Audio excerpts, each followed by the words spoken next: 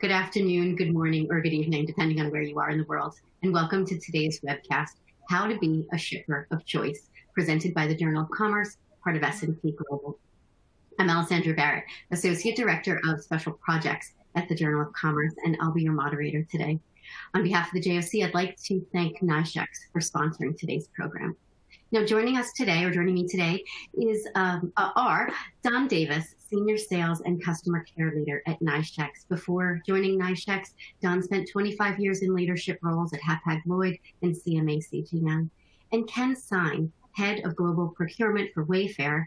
Ken has more than 30 years of experience on both sides of today's topic. His career has included time at Hapag-Lloyd and NYK, as well as C.H. Robinson, Crane Worldwide Logistics, and Intra. Before we begin, I'll just go over a few quick housekeeping notes. Everything you need to navigate the webcast can be found at the bottom of the console by the widgets listed. Click any of these to find directions for submitting questions, speaker bios, and fill out the feedback survey, please. At the end, we really do value your suggestions during the program and in building out our future programs. So just a reminder, you may submit questions for our speakers at any point during the webcast, and we may incorporate them into the discussion, but we will definitely set aside some time at the end of the presentation, the end of our planned presentation anyway, to go through those questions, and we promise to address all of them no matter the time, even if some are by email.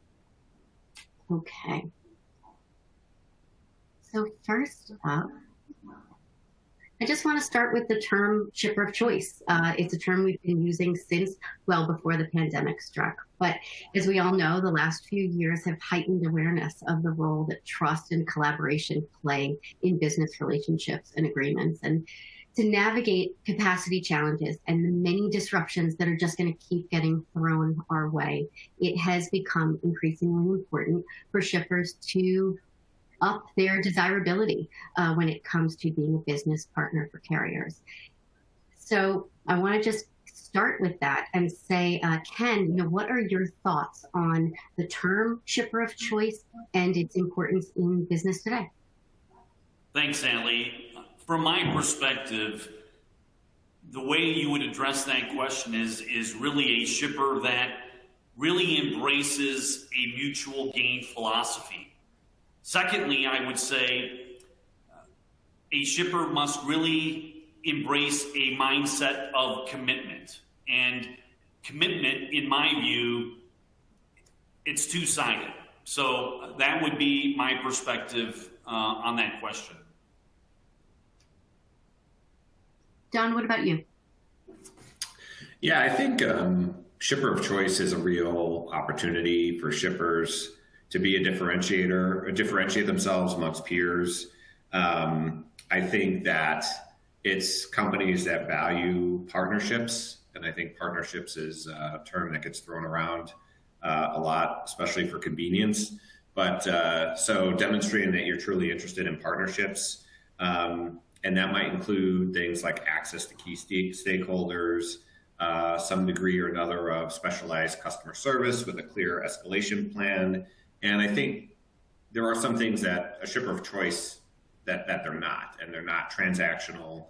They're not driven by a value proposition of cost, that they see service delivery as a value creator, and they're companies that can use their supply chain strategically to differentiate amongst their competitors. I think those are some of the characteristics that you see with the shipper of choice, and some of the things that are going to happen.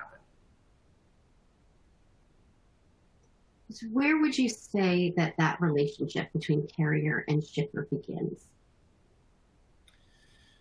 Well, to me, I think it starts at a procurement level, but what you're going to want to do is expand those relationships to different levels of stakeholders, because I think that it's an imperfect world we live in.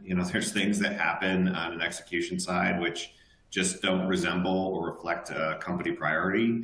So you might need to go through that escalation plan, and it's helpful to have different types of stakeholders involved with your company, at least familiar with your organization. But that doesn't start with a crisis. It really has to start much earlier than that. And it has to do with, creating different levels of engagement with stakeholders at your own company, but also at a carriers organization, and finding opportunities to connect leaders together and to talk about the overall strategy. How does that align? Because I think one of the problems today in the industry has been there's just a short-term duration behind a contract. So you go through all this effort to win lanes. There's a lot of execution that has to happen. And then the next year, there's a variance in price for somebody else. And it's like, oh, sorry, that lane's gone. And you might have worked towards different stakeholders, whether that's railroads or truckers.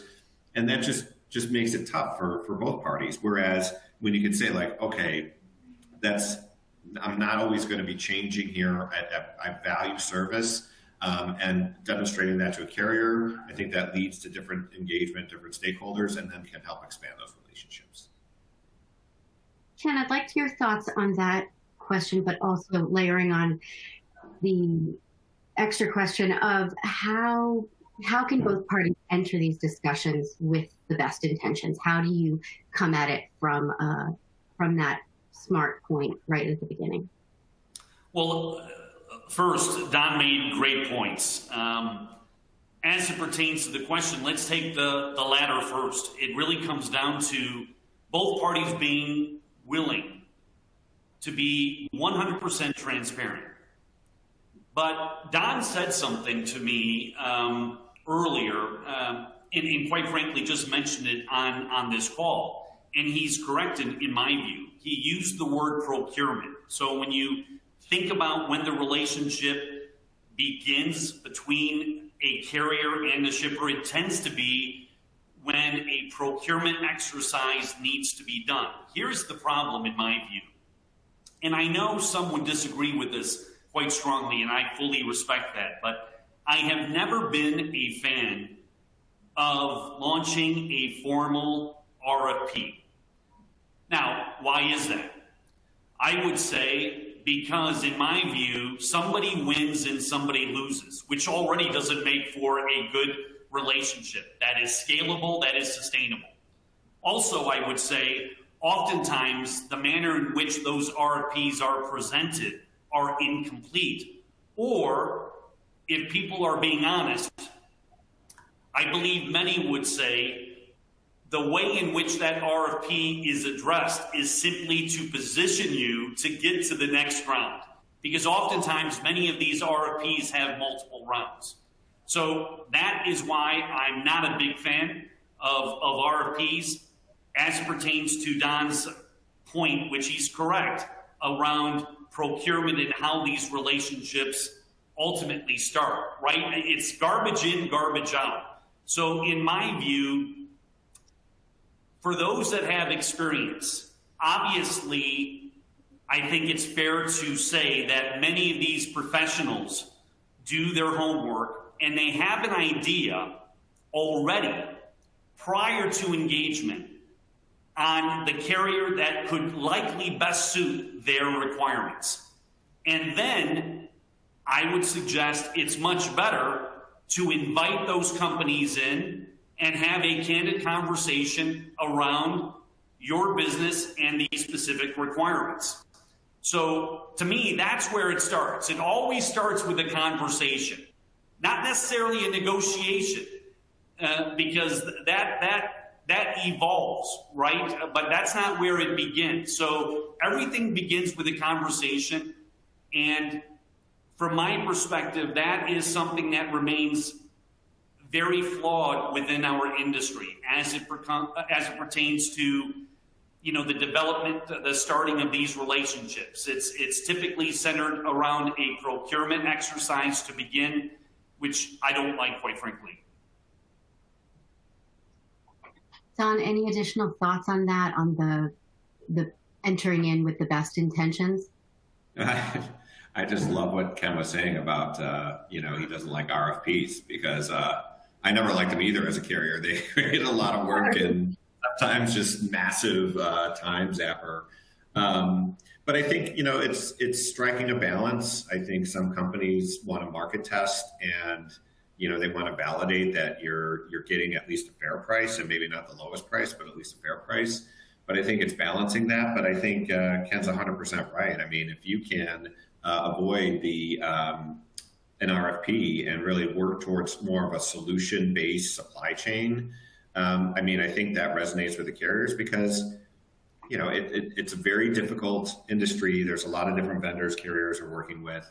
And the more you can create some reliability and predictability around your cargo flows, that you're not just going to, like I say, leave just for a couple dollars, I think the stronger you're going to be able to build your partnerships. Right. Now, before we go too much farther on along on this topic, I'd like to get a sense of where our audience is today. So we're bringing up the topics that are going to most resonate with them. So you'll see a poll popping up momentarily. Please take a moment to let us know how you're currently managing your allocation process for contracts. Select all that apply on this one. So we use spreadsheets. We send reports to our booking agents. Our 3PL handles it for us. We use a carrier or NVOCC platform, or we do not handle it internally. Give everyone a couple minutes, and then we'll take a look.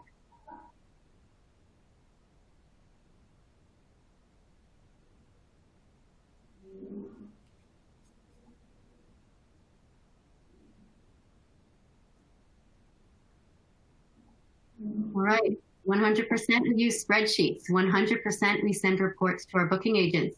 100% our 3PL handles it for us. And no one on this call anyway is using a carrier or NVOCC platform or handling it internally. Ken, what are your thoughts on that? Well, it doesn't surprise me, regrettably. And I hate to admit that, but there is room for opportunity that would advance, I think, people's present state. That would be my initial feedback to what I'm seeing in this immediate reaction. John? Yeah, it's sobering to think that we're still in a world where we're so dependent on spreadsheets, because, spreadsheets feels like a manual process, feels like it's riddled with errors, or maybe not errors, but, I'm working on version 6, Ken's working on version 8, we're not communicating well. So I just think, it's frustrating when you think about the type of technology that's available today, but when it comes to something as important as allocation and processes around it, that we're still using things that are very manual and error prone. Well, and Allie, can I make one more comment, please? Of course, yeah. It also doesn't allow one to look around the corner. I mean, look at what all of us experienced during the heart of COVID. Obviously, anyone on this call has lived through the pain associated with getting space, getting on board a ship, and ultimately receiving that product that you so desperately need, right? So, as pertains to how one goes about managing the allocation that you have worked very hard to conclude with your partner or partners, by managing it in accordance to what I'm seeing in this poll based on spreadsheets, I believe that would have a tremendous impact on your ability to look around the corner, anticipate where the problems are or where you might be heading. But I think it would impede your ability to take fast, sound decisions. I mean, so not a surprise by any stretch, like I've said already, but an opportunity for improvement, for sure. Great. We're also getting agreement from some audience members on Ken's statement about RFQs. Agreement that they are not solid. So coming back a bit, we promised that this webcast would reveal how to become a shipper of choice, right? That was in our title. So Don, I want to start with, what's your advice on becoming a priority for carrier partners?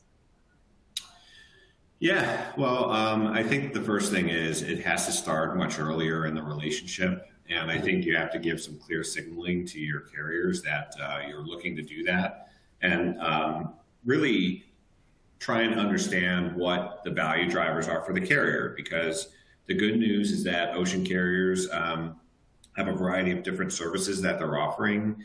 And if that carrier appears to be a fit for your organization based on the service, where they have capacity, et cetera, then maybe you want to start exploring some of those value creators for the carrier and try and understand how you can fit into those types of services, whatever it may be. Maybe it's a service, maybe it's some other product, but I think demonstrating you have an interest there. And then I think it's about creating opportunities to connect various stakeholders at both companies, because I think this is really the key in terms of relationship building. And I feel like this business has been a relationship business for a long time.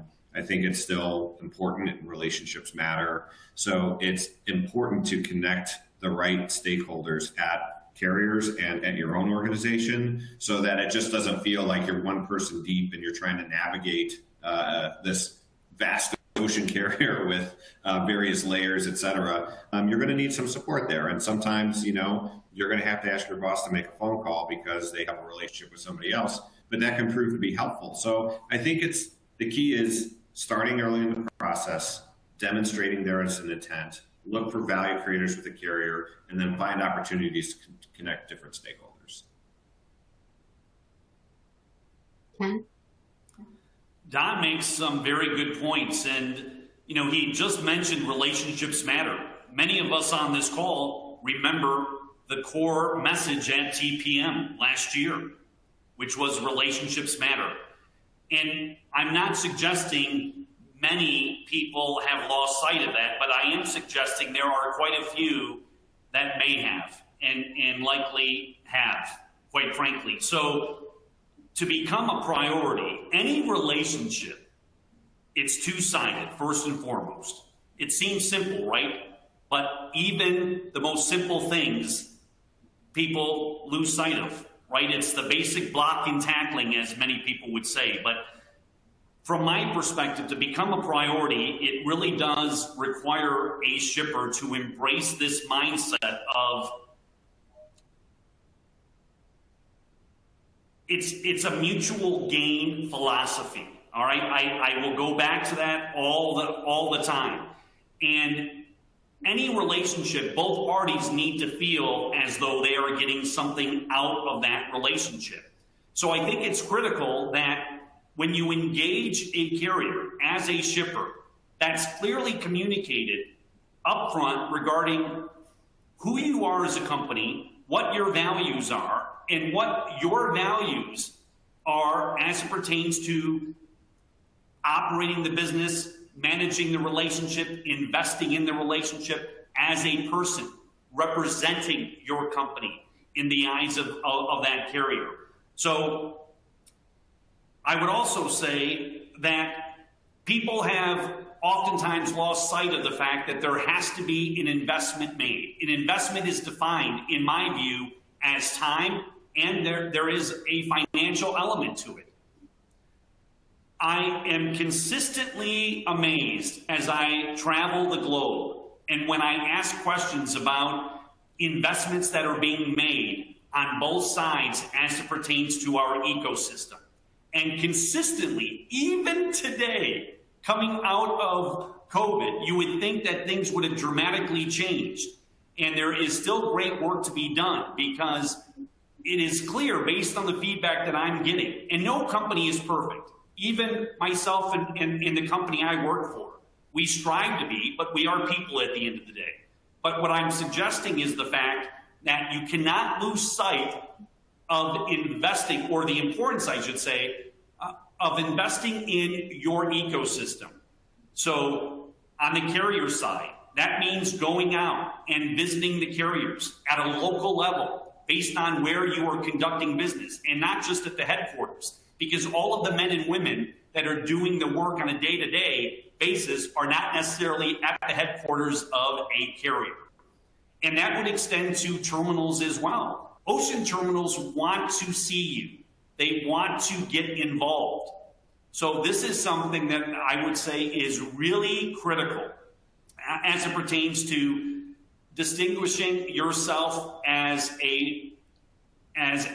as a valued shipper in the eyes of that carrier, but really making you a priority in that carrier's eyes compared to others. Because those that don't make the investment, those that do not believe in a mutual gain relationship, it will be clearly evident and they will have less priority in my view.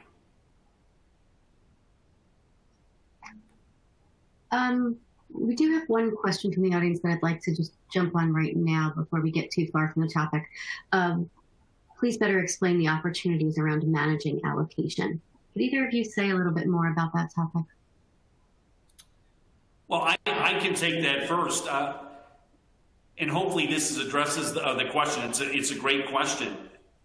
You know, from an allocation perspective, every company is different about how they go about managing the process, but it typically starts with a forward view. And that forward view is based on past results, okay? So you might be looking at, the forward 12 months based on taking into consideration what happened during the last 12 months and what you think may be coming, in the next 12 months, so to speak. So that information is typically shared with the carrier to kind of give each carrier an overview regarding the state of your business, right? The present state of your business and what you think may change based on past performance. I would also say that in my experience, some of the best companies also reach an agreement with their carrier that they operate under a 6-week rolling forecast. So once you set an allocation, the world is not perfect. We all wish it would be, but it's not. We are living in a very volatile market right now, and we are forced to operate within this market.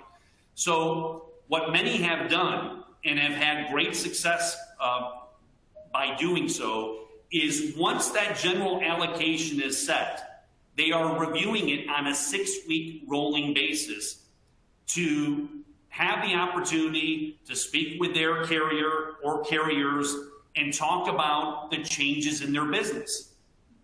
That way, a carrier can ultimately decide how they need to pivot to fill that allocation. I would say, simply put, for those that can help a carrier manage their asset better than someone else, they also stand to be in a very good position, and going back to the last comment, be viewed as a priority. So, Don, those are my comments. What are your views on that? Yeah, I think you bring up a lot of great points, Ken. And I think in terms of like this whole topic of how to become a shipper of choice, I see a world where, managing your allocation effectively can help you be a shipper of choice. And I use this quote all the time because I think it's very impactful. And it was from Rolf Haben-Jensen at Hapag-Lloyd. And he had said at one point that Hapag-Lloyd carries 240,000 TEUs of cargo a week. But in order to carry that 240,000 TEUs a week, they have to book 400,000 TEUs a week. Now, that's not Hapag-Lloyd just being wild and making all these bookings. It's just because there's this problem of fall down. Ken talked a lot about the forecast, and that's critical for a carrier. But the reality is when you're an ocean carrier, you see on some ships 30 to 50% fall down. You're not really sure who's going to show up and who's not. And as a shipper, if you can demonstrate that you're using your allocation effectively, you're not just booking to hold space, you're actually booking and delivering, and you have a very low amount of fall down. These are things that are very interesting for the carriers because it shouldn't surprise anybody, but a carrier's objective is to maximize their asset. And how do they do that? They want to make sure their ships are 100% full. So this is why there's this overbooking, because it's logical to say, well, 30% fall down, I have to overbook, so I booked 130%. Uh-oh, this week it's 100 and I'm at 110%, I have to cut 10%. It's just end. How do you get out of this cycle? Well, again, it's using your allocation effectively, demonstrating you're not having fall downs, and certainly this is of value to a carrier. What about pricing and contract length? Are you seeing a change there? Do you see a change there when we're talking about dealing with a shipper of choice? Let's go to Ken to start that one. Great question. From my perspective, it's all about how you budget and one's appetite for risk, quite frankly. And to a very large extent, how you see the market. So, I would suggest when it comes to pricing and the length of the pricing model that you choose, first of all, you have to have an open discussion regarding the pricing models that are available to you, such as a fixed pricing model that tends to have a set price subject to specific conditions for a longer period of time, or you could choose a spot market model. The rate changes more often, up or down with the market, and you may have allocation or less allocation tied to it compared to a fixed pricing model. But,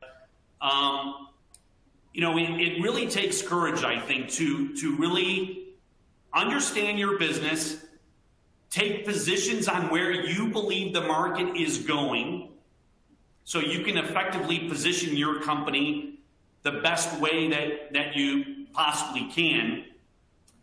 I would also look at the potential of allocating your business a little bit differently. And what I mean by that is simply maybe you look at negotiating your agreements based on specific product categories. With some categories, maybe you need stability. Maybe based on the margin of that particular category, you really cannot afford any significant fluctuation in cost. Maybe other categories have a higher margin, and maybe you want to play the market a little bit. There's nothing to suggest that you can't have both, if both parties are willing to have a transparent conversation with each other. In fact, even for myself, when I reflect back on the past, there were many times where within a scope of a shipper-carrier relationship, we had different pricing models within that relationship. And then lastly, I would say that you really also have to embrace the mindset that a direct contract between you and the ocean carrier, the VOCC, may or may not be in your best interest. Maybe, just maybe, it would benefit you to incorporate the use of an NVOCC to manage a portion of your business based on how you want to manage risk or manage allocation in general. Or have both. Have direct models, which many do, as well as incorporating a third party such as an NVOCC. So it's a great question, but it's unique to each company. But hopefully some of that perspective would maybe change your perspective on how you might approach the business. So that would be my immediate reaction. What are your thoughts, Don? Yeah, I think pricing and contract duration is something that has really evolved in the past year, 2 years, and largely due to the fact that rates are profitable for ocean carriers, so there's a greater willingness to enter in longer-term agreements. In the past, any sort of long-term agreement was really challenging for the carrier because the rates were pretty low and they were low margin, and there was always cost factors that maybe when you signed the contract it looked great, but now fuel skyrockets and terminal costs go up, and then you're like, oh boy, this doesn't feel so great. So there wasn't as much of a willingness from a carrier standpoint, but I think today that's changed. And I think that from a carrier perspective, what I see is that there's a way to partition your business now where you have different lanes, let's say spot on top. Then you have some short term, which would tend to be like NVOFAK, Then you would have like, let's say midterm, which would be like an annual contract. And then you start to see a lot more long-term, multi-year types of contracts, 2-3 years. And depending on the trade lane, depending on the carrier, that there's an ambition to have a different type of mix. And within the topic of shipper of choice, I think it's figuring out which of those buckets can you fall into, what's priority for the carriers. And, you have to look at your book of business, and as Ken talked about, finding a priority. What are your priority lanes?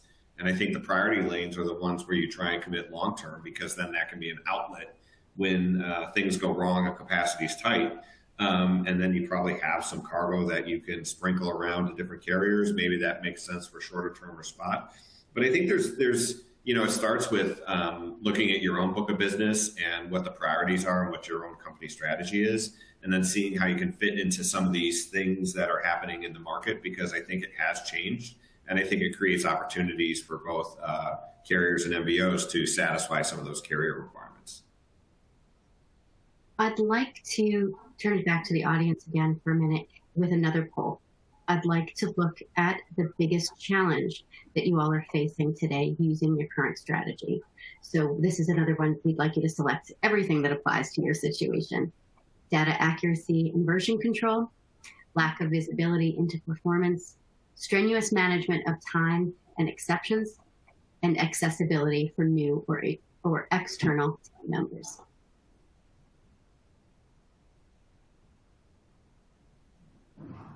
Give that a moment.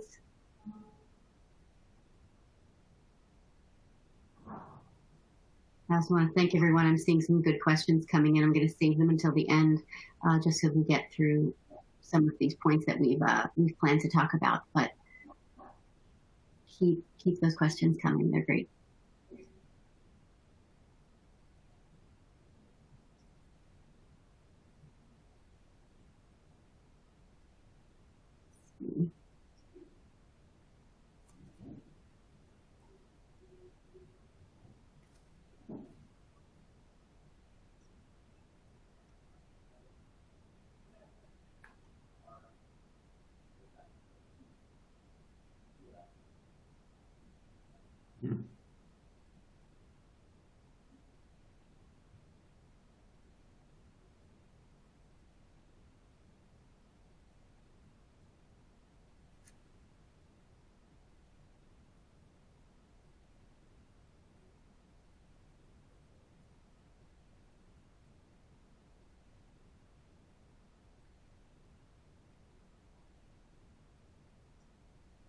Sorry, everyone. You'd think this many years into Zoom, I would be able to manage the mute.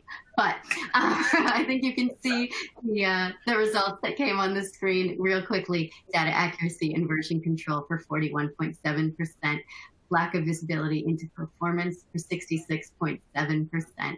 Again, 66.7% say strenuous management of time and exception. And then for only 16.7%, accessibility for new or external team members is a challenge. So I'm going to turn this to Ken for thoughts. Is this what you would have expected to have seen? I was anxiously awaiting the poll results on this. So data accuracy. Look, in my view, if data is not actionable, it is meaningless. And I'm sorry, it may sound harsh, and I respect other people's views on this, but those are certainly my views. So seeing this also would suggest there is a major opportunity for improvement, because we all want to make better, faster decisions. It's as simple as that. So data accuracy, the poll results on that one, I guess not surprising, but I was hoping not to see that. Lack of visibility.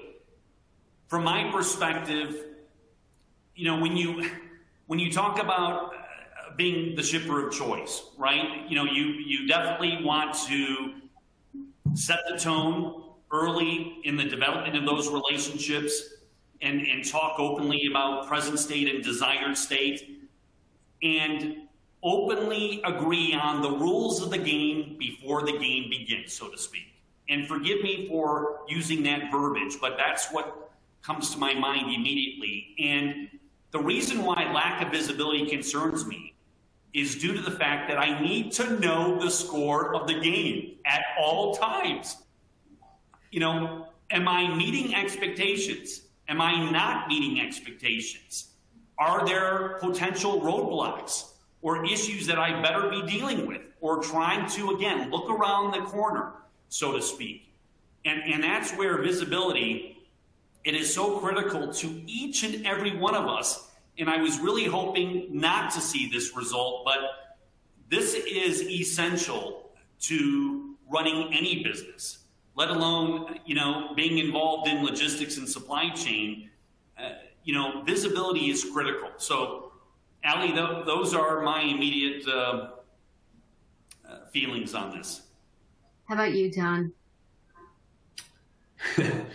Well, I was thinking, Ken, you know, we've known each other a long time, and you know, if we went in a time machine and you know, went back to like the late '90s, and when we worked together, we probably saw some of these same problems. And you know, that was almost like 25 years ago, which really is surprising, but it's just, again, a matter of fact. I think that it creates opportunities for companies because, and I think there is more emphasis on these items in the industry. I think there's different companies trying to help solve these problems. So I think in that sense, there's help. And I think one of the biggest changes is that the industry is more open to different kinds of third parties that are trying to solve this problem. I think the industry for a long time, A, wasn't open to third parties, and B, there weren't that many companies that were interested to participate in the supply chain space. Now supply chain has become a lot more mainstream, and you can see a lot of venture capital money being put into different types of companies, third parties in this space. So I think that's all good news. I think that, you know, Ken, if 25 years from now we are on another webinar together, I'm hoping we'll at least check off 2 of these by that time. Great. I want to go a little bit specific in this conversation with a question. How do you connect your PO to your bookings to better perform for carriers? I'll take that one, Allie. Great question. So, again, this is from our perspective. Certainly it would not apply to others on this call, but just to provide some perspective. We operate and execute the business through 2 origin booking agents. Now, of the 2, one is more dominant than the other presently.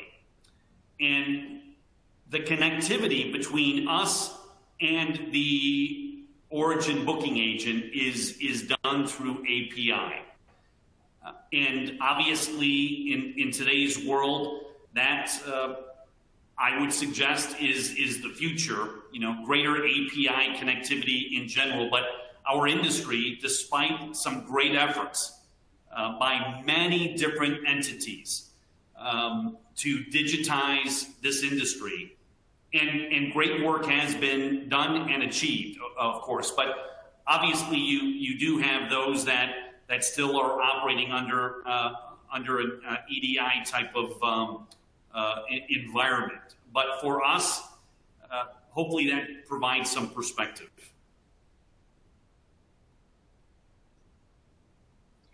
We spoke about contract pricing already, but what kind of contracts are shippers of choice signing? How has that changed? Or how does that change, sorry?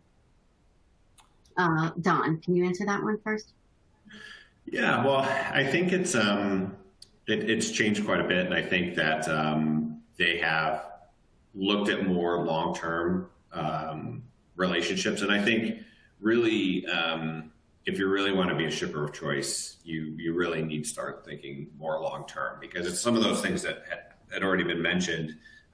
When it's transactional, when there's a lot of effort built into the operations, whether that's with truckers, rails, et cetera, and then that's there one year and gone the next. doesn't feel great for particularly the carrier side. And I think demonstrating that you have a longer term commitment with certain lanes so you can focus on the execution of the business, to me, makes a lot of sense. And there's examples of that in the industry where there's companies, like the government as an example, that sign these multi-year agreements, and the lanes are more or less fixed for that duration, and you're talking 3 to 5 years. And I think there's other examples in the industry where you see longer term type of contracting. And again, you can certainly live in the spot market, and I think there's a lot of things happening in the industry today where, you know, the spot rates are getting very competitive in a relative sense. And, you know, there's this temptation to chase after that to save some money, which, you know, can make sense, but it just doesn't really demonstrate the shipper of choice. You're not committing to those agreements. So I think by really saying you're taking a position, maybe not 100% of your business, but with some of that priority cargo that you have, thinking more long-term, I think that's critical to be a shipper of choice with a carrier. Would you agree, Ken?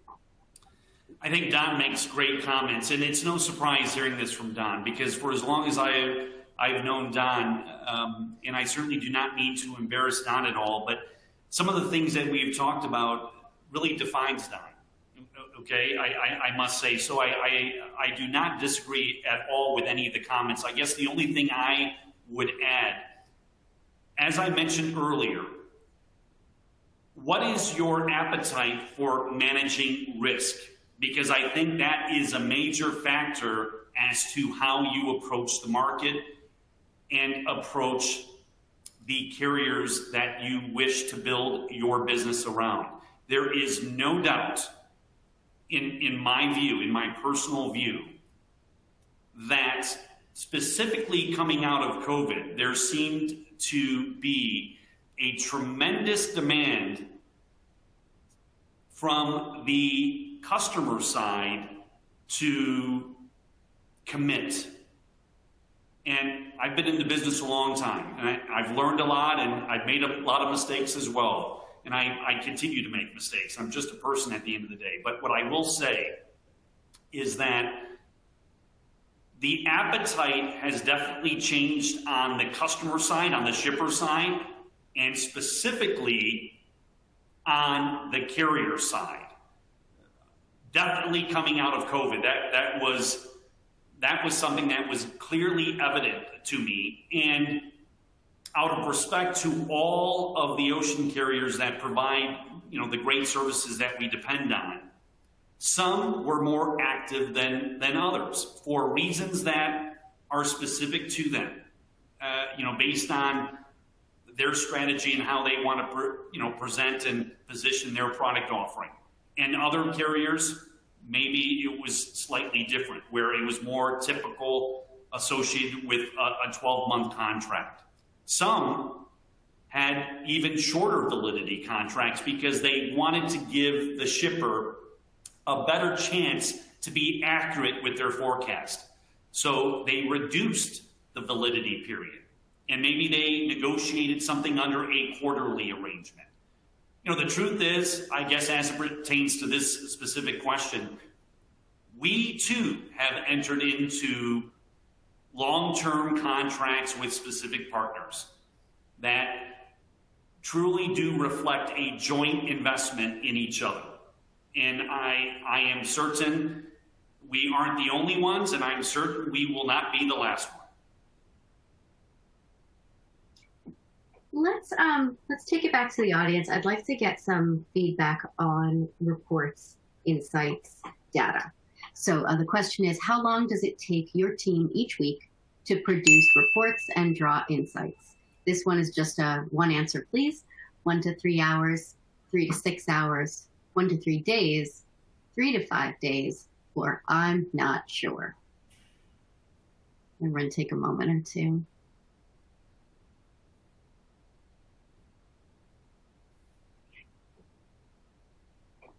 This webcast is flying by. I just want to thank you both for such a great and engaged conversation, and thank our audience too for really being part of it. Yeah, great. Thanks. It's great to see the engagement from listeners, and it's been going well. Just give it one more minute or one more moment, and just a reminder to keep submitting questions. We are coming to the end of our time, but anything that we can't answer live will be addressed by Ken or Don by email directly to you.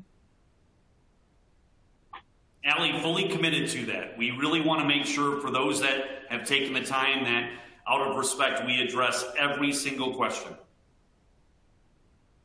Great, thank you. All right, so of the people that have responded so far, what we have is 18.5% say 1 to 3 hours, 33.3% 3 to 6 hours, a close 29.6% 1 to 3 days, and then thankfully a low percent of 3.7 for 3 to 5 days. Okay, and then 14.8 for I'm not sure. So somewhere in between 3.6 hours and 1.3 days.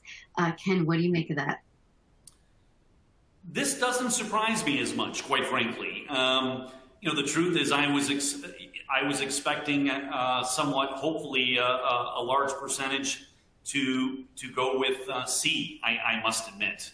And then secondly, follow up with B as the close second. So I guess fairly consistent with what I was expecting. That would be my comment. What about you, Don?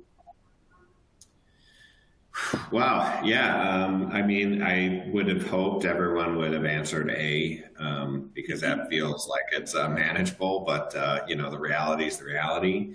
So I think there's a lot of work to do in this space, but I think the good news is that you're starting to see a lot more effort placed into reporting data visibility, and a lot of the things that we're exposed to point to that in the next 3 to 5 years, things should start to accelerate much more quickly. So would love to see this poll again 3 years from now, and hopefully it's more A and less C and D.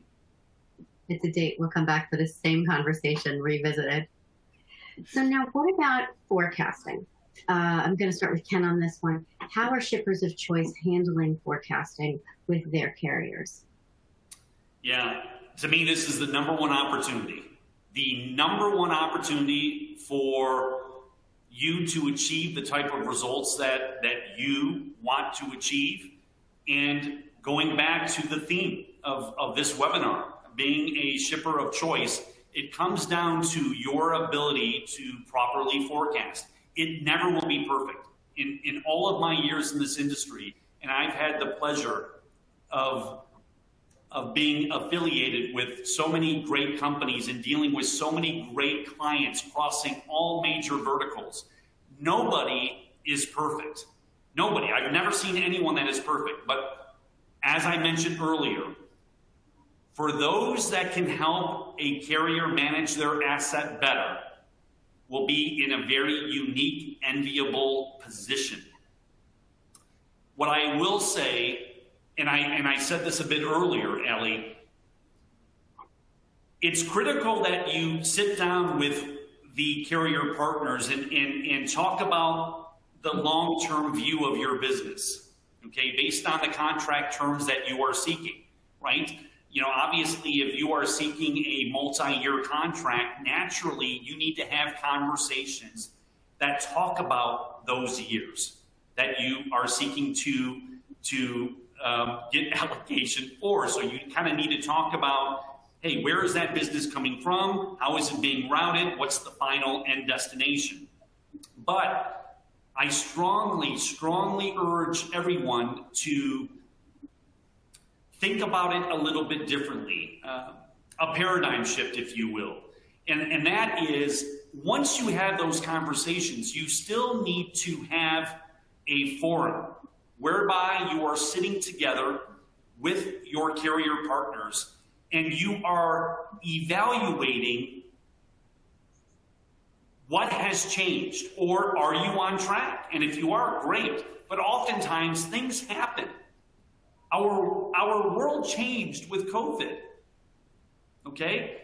And who knows what the future will look like. But things come up during the course of the year, whether it's labor dispute, whether it's congestion, whether it's landside related, speaking to, chassis, things of this nature.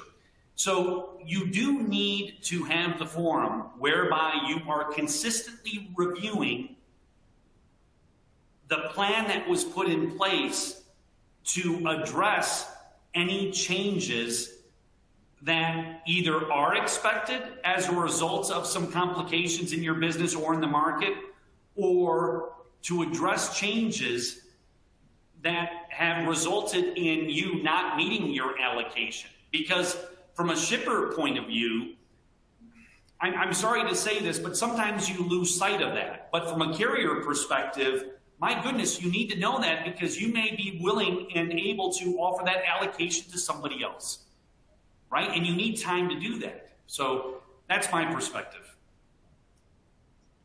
What are your thoughts, Don?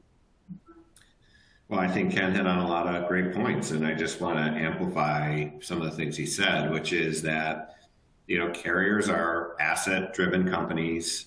It's very expensive to operate ships, and your ability to demonstrate you can forecast and provide some predictability or visibility to how you intend to perform is a value creator. And it really ties into that point about becoming a shipper of choice, because I think the first thing is having a willingness to provide a forecast, but secondly, really strive to be accurate in your forecasting, because there's such an opportunity here, and I don't hear too many examples of great forecasting. And it's something the carriers want and need. And if you have the desire to become a shipper of choice, we've talked about a few different things you can do as far as relationships, partnerships, starting early. But if you can demonstrate that, you can manage your allocation, you can provide a forecast, I think these are things that are very appealing to carriers. And if you can demonstrate you can do it, can accelerate this view of your organization to the carrier community. Anything else that you'd add on the topic of benefits of transparency, clear data exchange between shippers and carriers? Ken, anything else to add to that piece of this conversation? Well, before I address that specific question, just one follow-up, if I may, quickly, Ellie, to Don's point. We also need to recognize that depending on the contracts that you have negotiated, each one offers complexity, different complexity in many of the cases, but that complexity needs to be managed, because you also may have financial exposure for non-compliance. So it's not easy, but it's serious. It's serious business, right? Because if the forecasting is not accurate, and now you are forced to potentially pay penalties because you haven't been watching it, you haven't been properly managing it, you haven't been looking around the corner, then you have a big problem, and you have a very difficult conversation, not just with that carrier, but internally. Let's face the fact. But I guess, on the specific question, to me, it goes back to that first comment that I made: master the basics. If you can't do that, then you can't build, you can't scale, you won't win. I'm using a poor word there, but the outcome will not be so desirable, I would say. So, to me, this transparency, this the data exchange, it's all about making better, faster decisions based on data that is actionable. And there are a variety of tools out there that that one could use to help manage that. And I guess I will leave that question with this point. And I mean this very sincerely when I say this, because I've learned from so many great men and women that really have taught me many things and made me think about things differently. And that is, you need to be able to look around the corner so you can take a position. Because at the end of the day, taking no position is not an option. So, when I think of, entering into any type of relationship in a transparent way and using data exchange to allow you to look around the corner. This is what I'm talking about at the very core. So hopefully that perspective helps. Don, I'd like you to just take a minute to put this conversation in context and just speak to why today's topic is one that's important to the work that NYSHEX is doing and the tech being rolled out and the topic of allocation management. And then after you speak, we do have a quick poll for the audience again. Okay, great. Yeah, so this is really exciting, and this is something NYSHEX has started to work on. I think a lot of people think of NYSHEX as providing these two-way committed contracts, which is how we started. But it makes sense that if you're looking at a two-way committed contract, that you have to manage the performance of both parties, which kind of led us naturally into a solution about allocation management. And what we've been able to do is provide a view to shippers, NVOs, as far as how they're performing on a macro level, on a high level, how they're performing with each individual contract. And it's proven to be very exciting because we feel like we can be the translation layer between shippers and carriers because, and Ken, I'm sure, can attest to this, that he might have got a phone call one week in his life and it said, "Hey, Ken, what happened week 40? And Ken's looking at week 40 and he's like, everything looks fine. And it's like, oh, but my performance on the carrier side is a pro forma week 40. It's not a calendar week 40. So you can't understand that, where we're providing different types of visibility to say week 40 actually means these ships which sail in these weeks. And so it's helping that conversation along. We have a lot of people here with a lot of shipping experience, so it's been fun to put together the perspective and a solution around how to manage allocation. So it's fairly simple, it's very straightforward, it can be done on a variety of levels, it's actionable, and you can get notifications and information that's a lot easier. You know, we talked a lot about how long it's taking people. Well, I think we've put our finger on a solution which can help people be more successful in managing their space. Great. So our last poll is simply, would you be interested in seeing a demo of NYSHEX's allocation management tool? Yes or no? And depending on how you answer, the NYSHEX folks will follow up with you directly. And now at this point, I just want to thank our audience for submitting great questions, not waiting until the end, allowing us to sort of weave that into the conversation that we had planned. We don't have time for all of them, which I guess is a good problem to have. We, as I mentioned, both of our presenters will reach out and follow up with any unanswered questions. I want to thank everyone for joining us today. The webcast will be available on demand within 24 to 48 hours, and you'll definitely receive an email reminder about that. For more information related to today's webcast, including where you can leave us your evaluation, which we really do pay attention to and really use to create our future content, please visit the resource link on the webcast console before you leave. And once again, thank you all for attending How to Become a Shipper of Choice, presented by the Journal of Commerce, S&P Global. And on behalf of the JOC, I'd like to thank NYSHEX for sponsoring today's program, and of course, thank Don and Ken for some great conversation. I'm Alessandra Barrett.